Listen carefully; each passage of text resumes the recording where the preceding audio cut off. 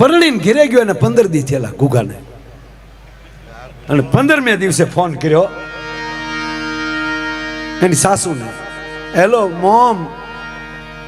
હવે તો સાસુ નહીં મમ્મી કહે છે બધા, આપણે કોઈ વાંધો નથી પણ કહેવાય નહીં એમ, મમ્મી નો કહેવાય. હા, દીકરીના માવતરને અદ્ભુત સન્માન આપજો. શું કામ? એણે કોઈ વ્યક્તિને તમારા ઘરે નથી મોકલી, પોતાનું કાળજું કાઢીને મોકલ્યું છે. ભલામાના દીકરી પાત્ર જુદું છે, એને આદર આપો, પણ કઈ મમ્મી નો કહેવાય. શબ્દ બ્રહ્મ છે. મમ્મી કહો તો ઘરે આવી શું થાય? બેન થાય.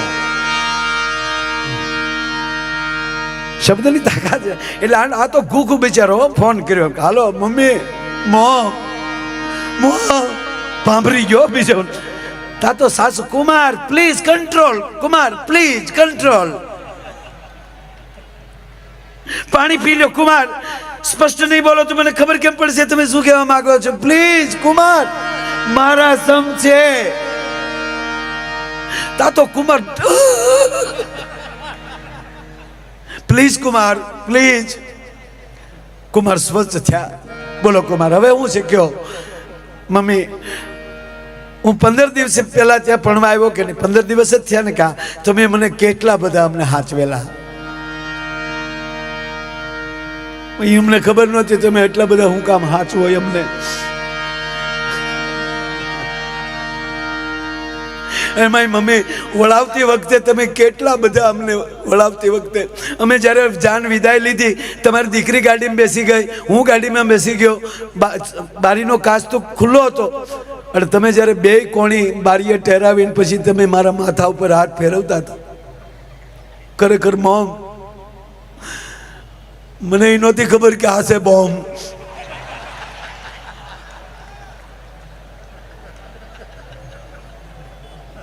તમે જે મારા માથા ઉપર હાથ ફેરીને કહેતા હતા, કુમાર ધ્યાન રાખજો, કુમાર ધ્યાન રાખજો, જે રડતા રડતા મમ્મી બોલતા હતા ને તમે, ત્યારે હું એમ સમજતો હતો કે તમે તમારી દીકરીની ભલામણ કરો છો કે કુમાર ધ્યાન રાખજો, કુમાર ધ્યાન રાખજો. 15 દી પછી આજ મને ખબર પડી, તમે મને કહેતા હતા કુમાર તમારું ધ્યાન રાખજો, અમારું વાવાઝોડું ત્યાં આવે. એની વાતું ન રહી દોસ્ત. ભોળોનાથ એટલે તમે સાંભળજો, રાક્ષસના પેટના વરદાન આપી દે. તો આપણે તો માણસ છે યાર. હે, શુંભ નિશુંભ ને વરદાન આપે. બોલો ભસ્માસુર, મહાદેવે સમાધિ ખોલી, માં ભગવતી પાર્વતી બધા બેઠા હતા, અને એમાં ભસ્માસુર આવ્યું. ભોળાનાથ કહી દીધું, નંદીને, શિંગીને, ભીંગીને બધાને કીધેલું કે અમે અત્યારે ફેમિલી સાથે બેઠા, કોઈ આવું ન જોયું. સિક્યોરિટી તોડીને આવ્યો, બોલો જેડ સુરક્ષા તોડીને આવ્યો. ભોળાનાથ કહે, નંદી. તો નંદી આવ્યો ત્રાહ, બાપુ કોણી મારીને વહી આવ્યો, હું માથા ફેરે માણસ. એટલે ભોળાનાથ કે ભાઈ માગી લે, ફટાફટ માગે, અહીં અમારે કામ છે.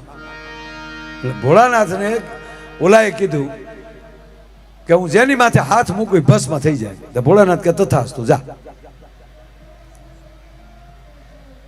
તથાસ્તુ કીધું તો ભોળાનાથ કોઈ લાંબો હાથ કર્યો. ભોળાનાથ કહે, ભાઈ તું આ ક્યાં કરે તું? અને પ્રભુ જે ભાગ્યા છે ભોળાનાથ, આગળ ભોળાનાથ ને વાહા ભસ્માસુર દોડ્યા જાય. ભોળાનાથ દોડતા દોડતા વડલે સડી ગયા. સુપ્રસિદ્ધ કથા છે સાહેબ. વડલા ઉપર ચડીને વિષ્ણુને હાથ કરે. આ ત્રણેયની એવું છે, બ્રહ્માને કામ પડે તો વિષ્ણુને બોલાવે, વિષ્ણુને કામ પડે બ્રહ્માને બોલાવે, એ બેયને તકલીફ પડે ભોળાનાથ બોલાવે. આ ત્રણેયની ત્રિપુટી છે. વિષ્ણુ દોડો, વિષ્ણુ ભગવાન કે આવી ગઈ નકુસા માંગ લઈ, આય કાઢતો જોતા આવો આતંકવાદીના પેટનો ને કહી ગયો તો થાસ તું કે ભાઈ એવું કરવા આવો થાય ગાયકા. ભગવાન વિષ્ણુ આવ્યા તો ખરા, પણ સાહેબ 24 અવતારમાં એક અવતાર જેને મોહિની અવતાર કહેવામાં આવે. હવે વિષ્ણુ મોહિની રૂપ ધારણ કરે, વિશ્વ સુંદરી બનીને આવ્યો મારો બાપ. ભગવાન વિશ્વ સુંદરી બનીને તો આવ્યા, પણ સીધા ભસ્માસુરને આમાં નાસવાદ મળ્યા. વિષ્ણુ ભગવાન તા દે તકડે દે તા તો ભસ્માસુર ભોળાનાથને ભૂલી ગયો. હાલ એટલે આ ક્યાં ના હતા, ભસ્માસુર મળ્યો કૂદવા. કૂદતો જાય ને કહેતો જાય ક્યાં ના સવો, તો વિષ્ણુ ભગવાન કે આઈ ના સહી. તક પણ ક્યારે મળ્યા નહીં, તક તમે આ બાજુ ક્યારે આવ્યા ન હોવ ને.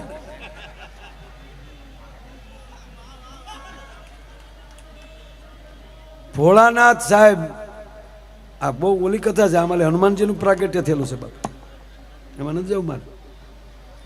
ભોળાનાથ વડલા ઉપર નાચે હો, આખો વડલો ઘમકારા લે. નટરાજ પોતે નૃત્યનો દાતા છે ભગવાન, એટલે આખો આમ ઘમકારા કરે વડલો. શાંતિ રાખે હા ના દીકરા, શાંતિ.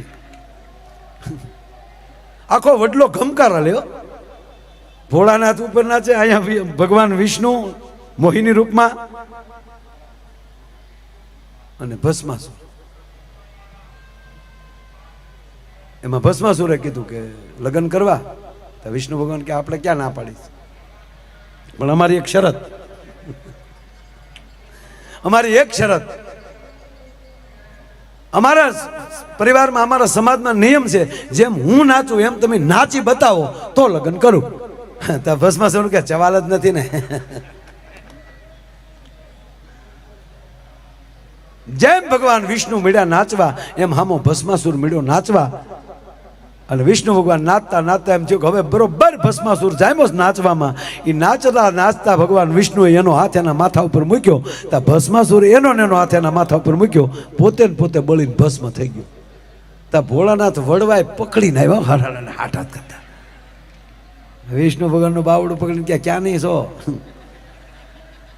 અને ભગવાન વિષ્ણુ કહે છે કે હે મહાદેવ, તારે તો 15 નેત્ર છે, આ ખુલ્લી આંખે હું નહીં જોઈ તને દેખાય, એકવાર આંખ તો બંધ કર, કોણ જોઈને આંખ જા બંધ કરી, તા તો વિષ્ણુને જોયા ભાઈઓ.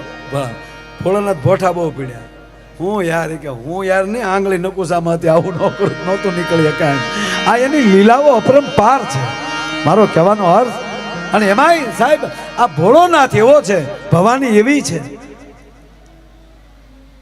મને એટલી ખબર પડે સાહેબ કે એનું ભજન કરો, અને ગઢવી સાહેબ જ્યારે ભજનની પરાકાષ્ઠા થઈ જાય ને, આપણે જેમ માં મોગલ માંગલ માંગલ કરીએ ને, ત્યારે એ મઠમાં બેઠી બેઠી આપણા નામ ક્યાં ગયો મારો દીકરો, આ હામ હામું. જેવી રીતે ભરત રામ રામ કરે, તો રામ પાછા ભરત ભરત કરે. એક નાનો પ્રસંગ મહાદેવનો લેવો છે. મલ્લિકા નામની આદિવાસી દીકરી, દક્ષિણની ઘટના બને છે એવું કે એ દક્ષિણના જંગલમાં ભાઈ નીકળે છે, અને એમાં એને વાઘ ફાડી ખાઈ જાય.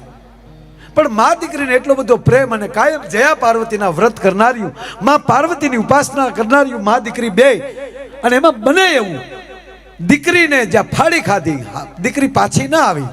મા દીકરીને ગોતે છે, મલ્લિકા મલ્લિકા મલ્લિકા કરતા કરતા એક દી એક રાત, બે દી બે રાત, અને ત્રીજી દીનો બપોર જા થયો, દીકરી ન મળી, ભૂખી તરસી મા એને ગોતે છે. પછી એનાથી જીરવાણું નહીં, મારી દીકરીની પાછળ મારો પ્રાણ આપી દઉં. ડુંગરની ટૂંક ઉપર ચડે છે મા, દસે દિશાઓમાં નજર ફેરવે, પણ ક્યાંય દીકરી દેખાતી નથી. અવાજ કરે છે મલ્લિકા, અવાજ આવતો નથી ક્યાંયથી. પણ છેલ્લે નિર્ણય કર્યો કે આ પહાડની ટૂંક ઉપરથી પડી મારું આળખ્યું પૂરું કરી નાખો. નામ લીધું, હે ભવાની, તારા વ્રત કરીશ બાપ. સાહેબ ગામડાના માણા ભોળા બહુ હોય, અને આ તો હાવ આદિવાસી વિસ્તાર, આદિમાનવ. પહાડ ઉપર લઈ જા, પડવા જાય. અને માં ભવાની શિવ પાસે બેઠા હતા. ભોળાનાથની રજા લેવા માં ખોટી ન થયા, અને સીધા મલ્લિકાનું રૂપ ધારણ કરી લીધું પાર્વતીએ. પાર્વતી નહીં, મલ્લિકા બન્યા માં. હવે સાંભળજો, આ માં કરતી હતી, આજ પાર્વતી એને માં કહે છે. તમે જોવો છો ખરા એની ભક્તિ કેવી છે. મલ્લિકા બની ગયા માં ભવાની. માં હું અહીંયા છું. માએ દોટ દઈ મલ્લિકા એમની દીકરીને બધ ભરી ગયા. બેટા ક્યાં હતી તું? ઘરે લઈ જાય. ટૂંકી વાત લઉં સાહેબ, મા દીકરીનો એટલો પ્રેમ. ભવાની મૂંઝાણા, હવે મારે જાવું કેમ, આ માને મૂકવી કેમ? ભોળાનાથે સમાધિ ખોલી તો જગ્યા ખાલી, કે આ દેવી ગયા ક્યાં? અને ભોળાનાથે સાહેબ સમાધિ લીધી, ધ્યાન કર્યું, તો ભીલડીના વેશમાં ભવાનીને જોયા, મલ્લિકાના વેશમાં. અને આયા પછી ભગવાન શિવ ભીલ બન્યા. સાંભળજો, એ ભીલ બન્યા. બોલું સિંગડું સિંગી વગાડે ને, સિંગડું અહીંયા બાંધેલું માથે આદિવાસીના પીછાન બનીને ઈ જ નેહડામાં ઈ જ પરગણામાં આવ્યા. રાતનો અડધીક રાતનો મજર થયો ને અને શ્રીંગી નાદ કર્યો ભગવાન શિવે. માં સમજી ગયા કે હાલે લે વાહે આવ્યા. મને ખબર હતી આ ન રહી કે એકલા આવ્યા પાછા લ્યો. બધાની નજર રાતના નજર ચૂકવીને માં પાર્વતીજી શિવને મળવા જાય છે. બે વાતો કરે છે. માં એમ કે છે કે પ્રભુ માફ કરજો, પણ આ મારું વ્રત કરનારી દીકરી છે, મારી ભક્ત છે, અને એને દીકરી એટલી વાલી છે, હવે જો હું નીકળી જાઉં. ભોળાનાથ કે પણ તો દેવી અહીંયા નહીં રહેવાના. એટલે માં પાર્વતીએ નક્કી કર્યું આપણે તો બીજું શું કરવાનું, અહીંયા જ રહેવાનું. ભોળાનાથ ગળગળા થઈ ગયા, દેવી આવું ન કરો તમે, અહીંયા તમને કેમ ફાવે આ ચટણીનો રોટલો? કે બહુ મજા આવે, આ રીતે હું ચટણી વાટું છું, રોટલાય કરતા આવડી ગયું છે. અડધું તો મારી માએ મને શીખવાડી દીધું. મારી મા એમ કે ભોળાનાથ મરક ભરત દાંત કાઢે. એમાં માં જાગી ગયા. સાહેબ આવીને ઠપાટ મારી, મલ્લિકા સાવધાન, શરમ નથી આવતી કોઈ પરપુરુષને એકાંતમાં મળે. માં એ પરપુરુષ બીજું કોઈ નથી. મને જે વાઘ મારી વાહે થયો હતો ને, એ વાઘનો શિકાર આણે કર્યો હતો. એ આપણા જ ઇલાકાનો છે, આપણી જ નાતનો છે, અને ભગવાને વાઘાંબર પહેરેલું જોયે ને વાઘનો સાંભળો પહેર્યો જોવા. એટલે મને ખાલી મળવા આવ્યા, બીજું કાંઈ નથી. એને મને મારા જીવનદાતા છે. તા તો પછી માં પરાયણે તો ભાઈ તારે આમ જો આવવું જ પડે મારા આમ હવે ઘેરે આવે. પછી ગોઠવાઈ ગયું, ત્યાં ઘેરે રોકાણ બોલાતા ચટણી રોટલો ને ખાય. હવે માં પૂછે છે કે હે ભાઈ તારું નામ શું? માં પાર્વતી મલ્લિકા બનીને આવે છે ને એ બોલી ગયા એનું નામ અર્જુન છે. હે એનું નામ અર્જુન છે. પછી તો એના વિસ્તારમાં ભીલ સમાજમાં જે સ્પર્ધાઓ થાય એમાં સાહેબ આ નંબર લેતા જાય અર્જુન. અને આખા પરગલામાં નામ થઈ ગયું, ક્યાં બાત હે અર્જુન. પછી માગું નાખ્યું. એટલે આવડાએ કીધું કે તમે છો અમારા પણ અજાણ્યા છો, તમારા બાપુજી કોણ છે? ભોળાનાથ કોનું કે મારા બાપુજી છે મારા બાપુજી. પછી બતાવીશ કે તમે રહ્યો ક્યાં, અહીંયા બધે. એટલે પાછી મલ્લિકા એમ કે માં શું કામ તું અર્જુનને હેરાન કરી, એ આપણી ભેગા રહે. ભોળાનાથ કે તું ભેગા રાખવાની વાત ક્યાં કરે, આપણે નીકળવાની વાત. માં અહીંયા રહે કે સાહેબ છેલ્લે નિર્ણય થયો. ટૂંકી વાત લઉં, છેલ્લે કીધું કે ભાઈ આપણો મુખી ને એ બધા તો ઠીક છે, પણ આપણા જે ગુરુ છે આપણા સ્વામી, એ આપણા સ્વામી પાસે જાય અને સ્વામી હા પાડી દે એટલે ફાઇનલ, એટલે નક્કી. એનું નામ છે કાંઈક હું ભૂલી ગયો, દક્ષિણમાં મંદિર છે, પણ મૂળ કાર્તિકેય છે. ભગવાન શિવના મોટા દીકરા કાર્તિકે, એ દક્ષિણમાં એ મંદિર છે. હું નામ ભૂલી ગયો એનું, તમે કોઈક સર્ચ કરીને જોઈ લેજો ભાઈ. મારા ગળા નામ હવે આ છોકરાઓ બધા એવા છે ને જ્યાં પ્રોગ્રામ 100 કિલોમીટર સાંભળવા આવે. હા બધી ટીમો મજા આવે. હવે ત્યાં જાતા હતા, એ ત્યાં જાતા હતા ને સ્વામીજી આમ જોઈ ગયા. હવે કાર્તિકેય તો ઓળખી છે ને, આપણે બે જોઈ ગયા કે આ તો આપણો ઘરનો સ્વામી છે. એને પૂછવાનું હતું કે આ બે મલ્લિકા અને અર્જુન લગ્ન કરે.